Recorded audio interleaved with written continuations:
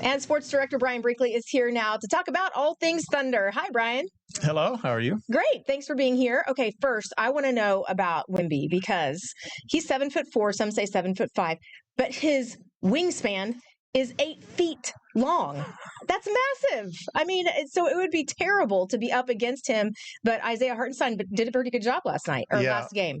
Yeah, it was an improvement. I mean, it's better than giving up 41 points to him. So right. I think Hartenstein's going to be critical the rest of the way because, Wembanyama is just a beast. He's just he really is. He's physically just so challenging for anyone to deal with, and Hartenstein doesn't have quite the height or the wingspan that Wembanyama has, but he's a pretty physical guy and a pretty big guy, and he did do a decent job. You're just gonna have to somewhat contain Wembanyama.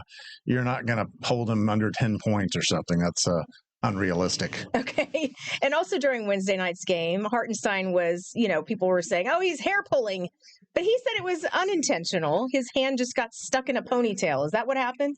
I think it is. It reminds me of an old Seinfeld where George is getting set up on a date, and he asked Jerry, who's helping set the date up, if I put my hand in her hair, can I get it out? Jerry says, do you want to get it out or do you not want to be able to get it out? I think he just got his finger stuck in there and he couldn't get it out. So that happens sometimes. Yeah, you never know what's going to happen during live play. And it's funny that ended up being a topic of the game itself. J-Dub's hamstring injury, how's that looking? Do you think he'll be able to play? I really think this is not a good situation for him. Hamstrings do not heal quickly. And now this is 4 hamstring injuries for Jalen this year. It's clearly coming back too quick is not a good idea. Now, will Jalen want to miss the rest of the playoffs? No. So he's going to try to go. And if he says he's ready, the Thunder are going to play him. But I just don't think they can expect a whole lot out of him the rest of the playoffs. I just don't think his hamstring can hold up. I mean, he was really good in game 1, but then he gets hurt in game 2. So I just don't know how he's still listed officially as questionable. So he could play tonight, but I think probably at minimum he'll miss the next 2 games, and then we'll see him back in Oklahoma City, but he may not play the rest of the playoffs. Oh, man. Let's hope that's not the case, hopefully. I must insist, though, I am not a doctor, so don't take my word for it. That reminds me of a Seinfeld episode. Just kidding.